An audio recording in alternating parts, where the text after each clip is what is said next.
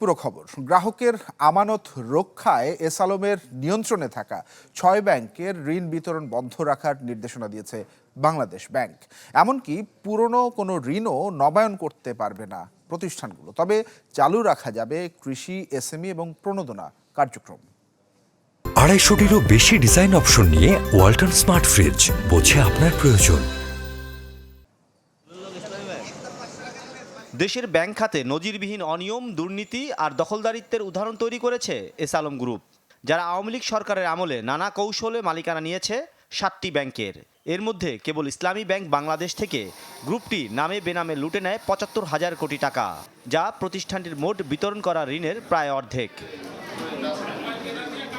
একই ধরনের অনিয়মের মাধ্যমে লুট করা হয়েছে ইসলামী ধারার আরও ৫টি ব্যাংকে, যার বেশিরভাগ অর্থ বিদেশে পাচার হয়েছে বলে মনে করেন বিশ্লেষকরা।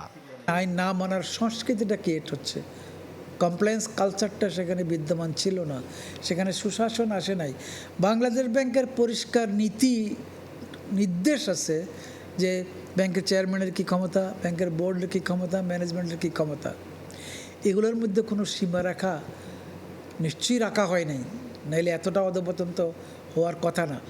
এমন পরিস্থিতিতে গ্রাহকের আমানতের অর্থের নিরাপত্তা দিতে এস আলমের নিয়ন্ত্রণে থাকা ইসলামী ব্যাংক বাংলাদেশ, সোশ্যাল ইসলামী, ফার্স্ট সিকিউরিটি ইসলামী, ইউনিয়ন ব্যাংক, গ্লোবাল ইসলামী ও বাংলাদেশ কমার্স ব্যাংকের নতুন ঋণ বিতরণে নিষেধাজ্ঞা দিয়েছে বাংলাদেশ ব্যাংক। এতে বলা হয়, পরবর্তী নির্দেশনা না দেওয়া পর্যন্ত নতুন ঋণ বিতরণ করতে পারবে না এসব ব্যাংক, করা যাবে না পুরাতন ঋণ নবায়ন।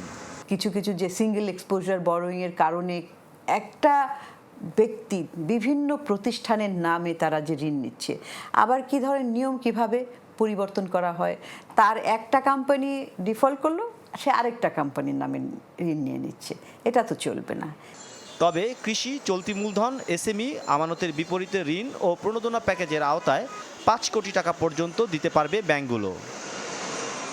মাসুম মিয়া, চ্যানেল 24, ঢাকা।